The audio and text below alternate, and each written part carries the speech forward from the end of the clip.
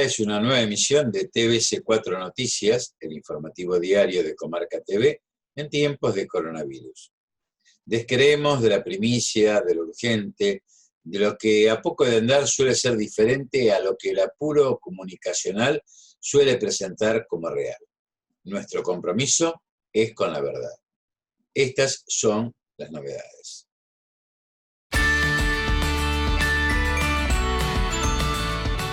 Son más de 100 los muertos por las explosiones en Beirut y el presidente del Líbano promete castigo. Reporte diario del Ministerio de Salud sobre el COVID-19 en la Argentina. El acuerdo es inclusivo y sostenible y es necesario un nuevo entendimiento con el Fondo Monetario Internacional, afirmó el ministro de Economía, Martín Guzmán. Se celebró el Día de San Cayetano, sin procesiones y con misas virtuales. El gobierno quiere que los ciudadanos cuenten con una justicia eficiente. Bajaron 64% los casos de infecciones respiratorias en la provincia de Buenos Aires. Brasil, entre la crisis sanitaria y la crisis política. Periodistas en guerra contra la gente. Los consejos del viejo profesor para un nuevo modelo de país. Ahora abordando proposiciones sobre la ciencia.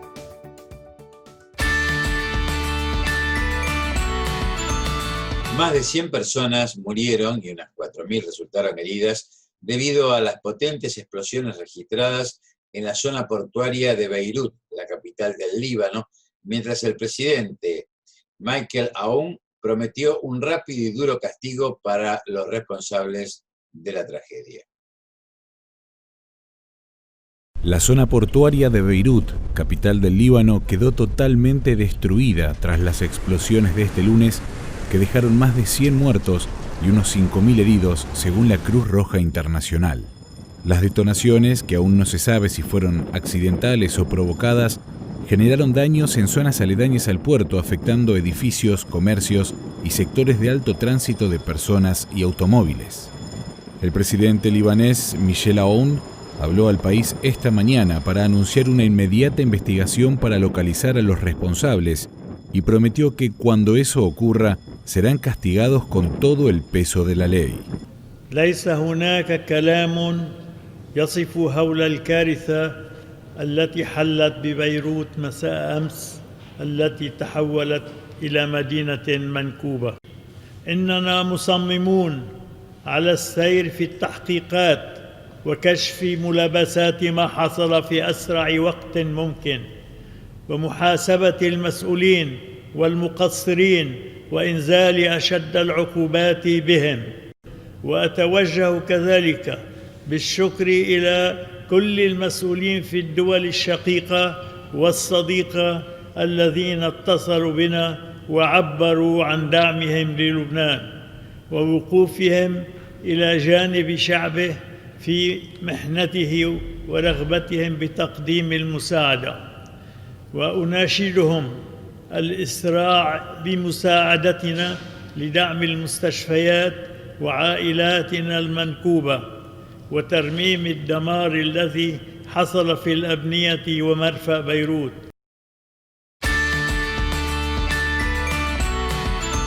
Compartimos el reporte diario del Ministerio de Salud sobre la evolución de la pandemia de COVID-19 en Argentina.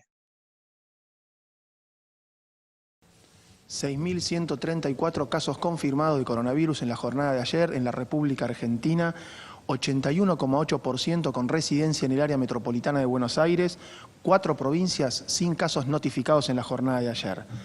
Tenemos 241.811 casos confirmados en el país en lo que va del transcurso de esta pandemia. La tasa de incidencia es de 533 casos cada 100.000 habitantes. El 50,9% son varones, el 49,1% son mujeres, la edad mediana es de 37 años y el 6,9% de los casos confirmados son trabajadores de la salud. 4.556 personas fallecidas por coronavirus en nuestro país, la tasa de letalidad es del 1,9%. La tasa de mortalidad específica por coronavirus es de 100 personas por cada millón de habitantes. Tenemos un promedio de edad de los fallecidos de 73 años. Con respecto a la transmisión de casos, la comunitaria es del 56,6% y el 26,8% es por relación con un contacto estrecho. Las 24 jurisdicciones han notificado casos en lo que ha transcurrido de la pandemia. 1.502 son los casos confirmados que están internados en unidad de terapia intensiva y un 85,4% en establecimientos de la Ciudad Autónoma de Buenos Aires y la provincia de Buenos Aires. El porcentaje de ocupación en terapia intensiva es del 56,3% a nivel nacional y 65,8% en el área metropolitana de Buenos Aires. Con respecto a los recuperados, comentamos que las altas que denominamos habitualmente recuperados a través y se informan a través del Sistema Nacional de Vigilancia en Salud tienen dos vías de información y notificación a la comunidad. Una de ellas son las altas de los pacientes internados, los cuales son informadas por cada una de las instituciones y de ahí comunicadas a nivel poblacional. Después tenemos los pacientes no internados, los casos leves, en los cuales el sistema informa el alta de manera automática a los 10 días de la fecha de inicio de síntomas.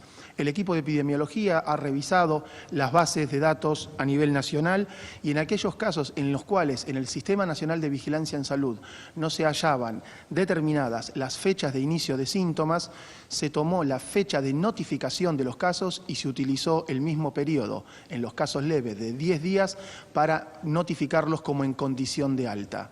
Esto lo que genera es que en la fecha de hoy, como recuperados, informamos 61.867, con lo cual da un total de recuperados de 170.109, con un porcentaje de recuperados que es del 70,04% del total de casos confirmados.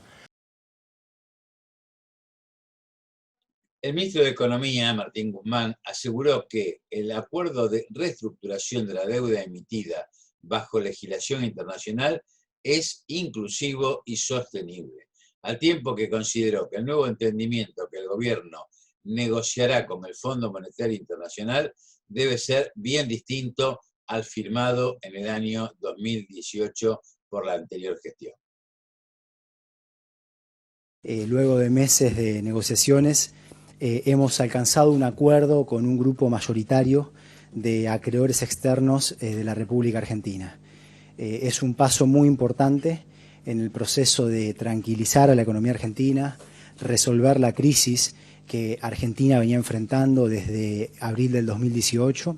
Argentina tenía una carga de deuda, como ven en este gráfico, con los acreedores privados, denominada en moneda extranjera, a la que el país no podía hacer frente. Y a esto también se le había sumado un préstamo récord con el Fondo Monetario Internacional en el contexto de un programa que había sido totalmente inefectivo para ayudar a Argentina y por el contrario había dañado a Argentina. Nosotros nos propusimos resolver este problema. Era muy importante resolver este problema por distintas razones. La primera razón es que había que quitarle al sector público esta situación de asfixia que venía enfrentando, de destinar recursos que son muy importantes para las políticas públicas, para la educación, para la salud, para la ciencia, para la infraestructura, de poder dejar de destinarlos al pago de deudas externas que terminaban resultando una carga que le hacía muy mal a la economía argentina y le hacía muy mal a la sociedad argentina. Esta madrugada llegamos a un acuerdo y lo que ocurre es que cambiamos, esto es un proceso, dimos un paso decisivo, llegamos a un acuerdo con un grupo mayoritario, esto no se terminó, pero sí que es un paso decisivo que nos pone en una situación ventajosa a efectos de poder terminar esta reestructuración de una manera ordenada. Y en lo que consistiría ese acuerdo es en pasar de las barras azules, con esa concentración tan fuerte de pago en los primeros años, en condiciones que no se podían enfrentar, a las barras naranjas, lo que conlleva un alivio que va a ayudar a Argentina. Esto significa pasar de una situación de deuda insostenible, la azul, a una situación de deuda sostenible, la naranja. En los primeros 5 años, el Estado va a enfrentar una carga menor de deuda de 42.500 millones de dólares. Esa es la cantidad de pagos en lo que se reduce la carga para el Estado. Y en el periodo 2020-2030, el alivio será de 37.700 millones de dólares. La reestructuración sigue abierta.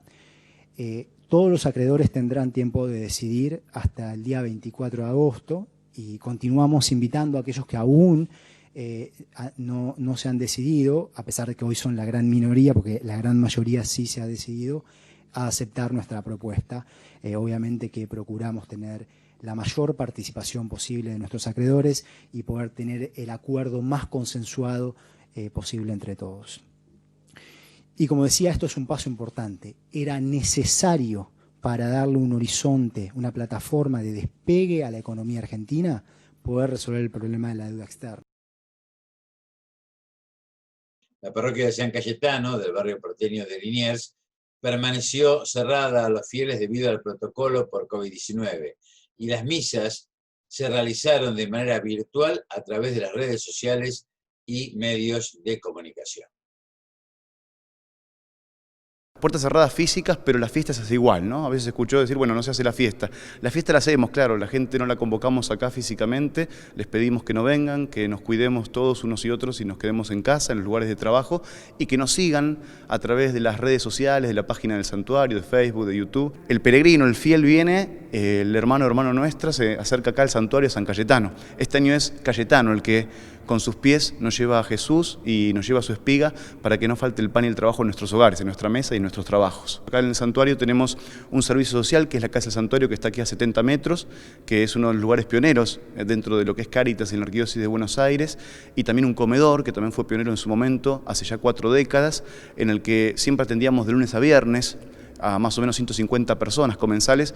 Hoy llegamos a atender 700 personas, y también implementamos sábado y domingo para atención, digamos, con ayuda por supuesto de Cáritas, del Ministerio de Desarrollo de Nación, para ayudar a tantos hermanos y hermanas que necesitan justamente, la figura de San Cayetano está unida al pan y al trabajo y a la justicia, ¿no? La justicia social. Por eso que es tan importante que la espiga en su imagen nos representa eso mismo, representa que queremos un país más justo y hermanos entre todos, digamos, ¿no? También Cayetano, desde sus inicios, tuvo otro, digamos, aspecto, ¿no? Él era un sacerdote, abogado, de allí, la zona del Reino de Venecia, en el siglo XVI en Italia, pero que siempre se dedicó a los enfermos incurables. Lo que hizo la Madre Teresa de Calcuta en el siglo XX, San Cayetano lo hizo en el siglo XVI. Qué importante es que también nos encomendemos a él y nos sintamos que es un patrono que también nos va a ayudar, a consolar, a fortalecer, a alentar, a seguir adelante en medio de esta cuarentena, esta pandemia, pidiendo que haya una vacuna, una cura, y también para cuidarnos unos a otros mediante la justicia, el pan y el trabajo. La ministra de Justicia de la Nación, Marcela Losardo, reafirmó que el gobierno busca que los ciudadanos reciban un servicio de justicia eficiente y cercano con su proyecto de reforma del Poder Judicial y que tiene como eje una transformación integral del fuero federal. Este proyecto de ley tuvo en consideración todas las necesidades que se presentaron en todos los ámbitos, pensando soluciones concretas para mejorar el sistema de administración de justicia, explicó Losardo al presentar la iniciativa ante un plenario de las Comisiones de Asuntos Constitucionales y de Justicia y Asuntos Penales del Senado de la Nación Argentina.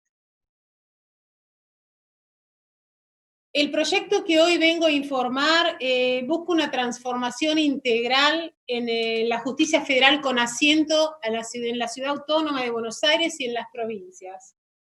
Tiene un objetivo claro y concreto: que los ciudadanos reciban un servicio de justicia eficiente, eficaz, cercano, y que la respuesta a su conflicto social llegue en un plazo razonable. Este proyecto de ley consiste y contiene y somete a discusión parlamentaria 3 dimensiones de la justicia federal de nuestro país: el fortalecimiento de la justicia penal federal de la Ciudad Autónoma de Buenos Aires, el fortalecimiento de la justicia civil, comercial y contencioso administrativo federal de la Ciudad Autónoma de Buenos Aires, y el fortalecimiento de la justicia federal con asiento en las provincias. El proyecto promueve la unificación de los fueros criminal y correccional federal con el penal económico, con el Nacional Penal Económico, que pasará de ahí en más a denominarse Fuero Penal Federal de la Ciudad Autónoma de Buenos Aires. De este modo se fusiona la competencia material de ambas jurisdicciones y se acopian las estructuras de todas sus instancias. El proyecto, además, contiene disposiciones relevantes para acompañar todas estas iniciativas mencionadas en los párrafos precedentes, y esto está en el capítulo 4. Concretamente, se prevé un mecanismo que es especial para llevar adelante con mayor celeridad todos los procesos y la transparencia de los concursos de los cargos que se van a crear. En el título segundo, respecto de la organización de la Justicia Federal No Penal de la CABA, el proyecto fija una unificación del fuero que pasará a denominarse Comercial y Contencioso Administrativo Federal de la Ciudad Autónoma de Buenos Aires. De este modo, se fusiona aquí la competencia material y se ensamblan las estructuras judiciales de todas las instancias. Tiene un título tercero. Por último, el proyecto avanza en el fortalecimiento de la justicia federal penal con asiento en las provincias de nuestro país, dividiendo así la competencia penal de la no penal, con excepción de los delitos y faltas electorales que van a permanecer asignadas a los juzgados que mantengan la Secretaría Electoral.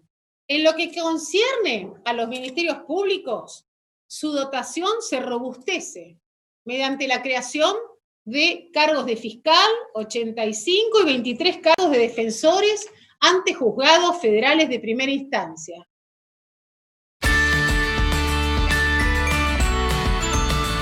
Un total de 54.184 casos de infecciones respiratorias se registraron en lo que va del año en la provincia de Buenos Aires, lo que representa una caída del 64% respecto al mismo periodo del año 2019, cifra que se vincula con el aumento de casos de coronavirus, informaron sobre el Ministerio de Salud bonaerense.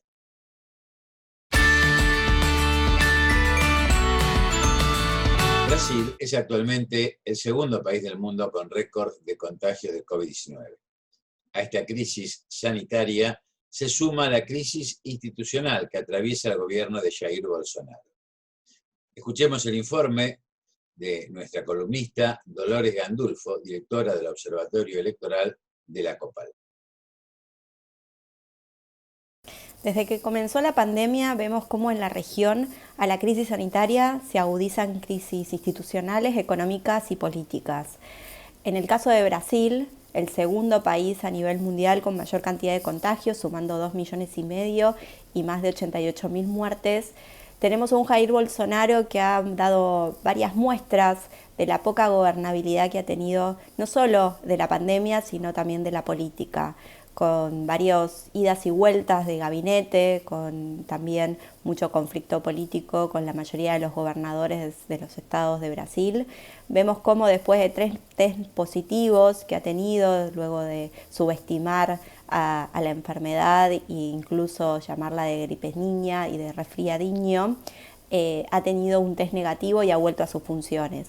Ha vuelto a sus funciones en un contexto de más de 1.100 muertes diarias, en un contexto también donde ha ido fuertemente en contra de las políticas de los gobernadores vinculadas a la cuarentena. Recordemos que fue uno de los fervientes militantes anticuarentena y ha tenido muchísimo conflicto, no solo con los gobernadores de los estados más importantes como Río de Janeiro y San Pablo, sino también con muchos incluso de los aliados en el Congreso.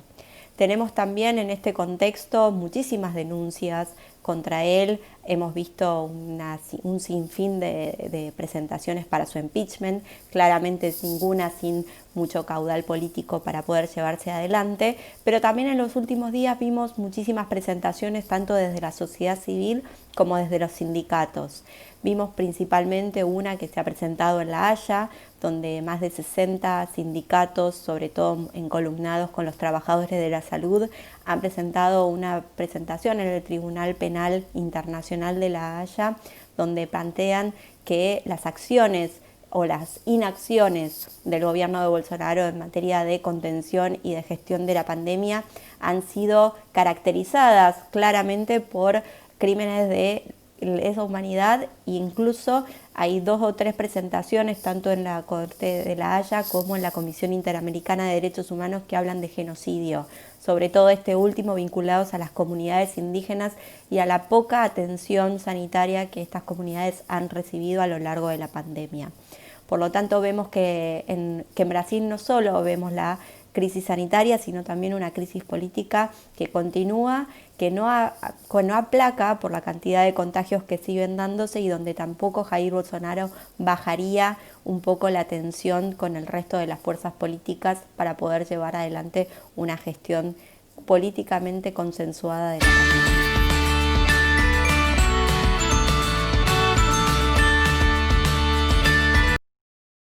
Un antiproyecto tiende a cegar la posibilidad misma de proyectar. Su objetivo es clausurar el tiempo histórico de una nación. Es un proyecto de disolución, es un proyecto de muerte. Para sostenerlo, los principales medios de comunicación apelan al fraude comunicacional, a lo que el desaparecido periodista Julio Blanc reconoció como mal periodismo, que denominó periodismo de guerra. Escuchémoslo. Hicimos periodismo de guerra, sí. Eso es mal periodismo. Fuimos buenos haciendo guerra. Estamos vivos, llegamos vivos al final, al último día. 1000 contagios la semana que viene. Hay un número que estremece a la clase política, a los que toman decisiones, porque 10.000 es el número que se está evaluando para la próxima semana. Hoy hubo un récord, 7.500 casos.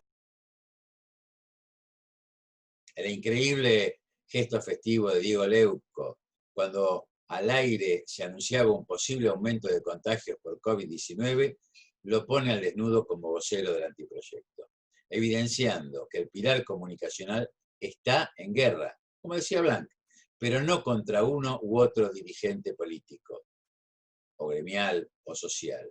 Lo está contra el conjunto del pueblo argentino.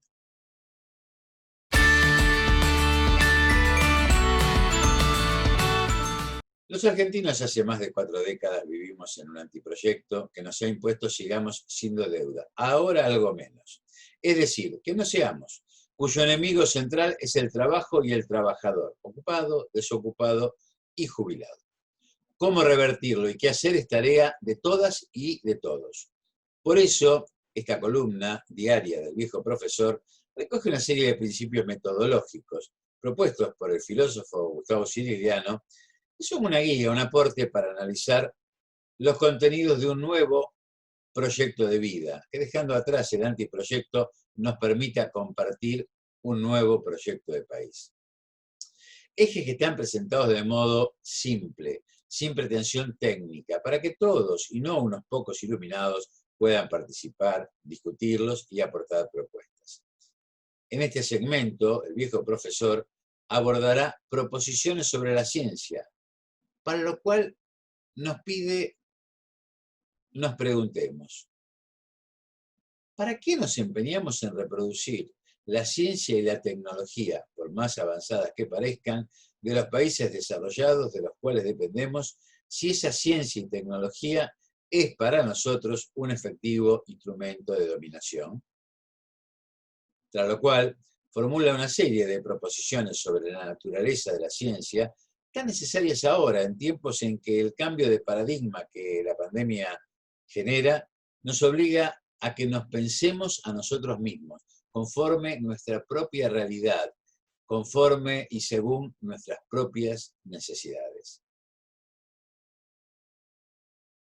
El cientificismo confunde la universalidad de la verdad lógica con la universalidad de un saber que se está sosteniendo en otros valores además de la verdad: la utilidad, el poder, los beneficios, los intereses.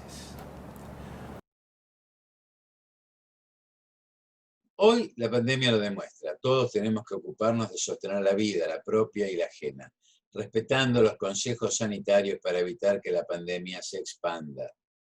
El bien común es lo que entre todos debemos conquistar, lo que debemos realizar. Lograrlo reclama fidelidad, cuando bajo cualquier excusa se atenta contra el bienestar general, poniendo en peligro la salud pública, se traicionan las necesidades del pueblo. Es el momento en que muestra su peor cara el antiproyecto. Proyecto de no país, como venimos diciendo, de muerte, que nos rige desde hace varias décadas, y es cuando pululan los que, más que irresponsables, son cómplices. La pandemia, que al mundo afecta, no se afronta como una cuestión de libertad individual. Es un tema de hermandad. El COVID-19 es take away, como se puso de moda decir. En criollo, es para llevar. No lo vayas a buscar, no lo lleves a tu vida, a tu casa, a tu edificio, a tus vecinos, a tus seres queridos. Sostener el proyecto de vida exige el compromiso y el trabajo de todos, el tuyo, el mío, el nuestro. Cuídate, cuídame, cuidémonos.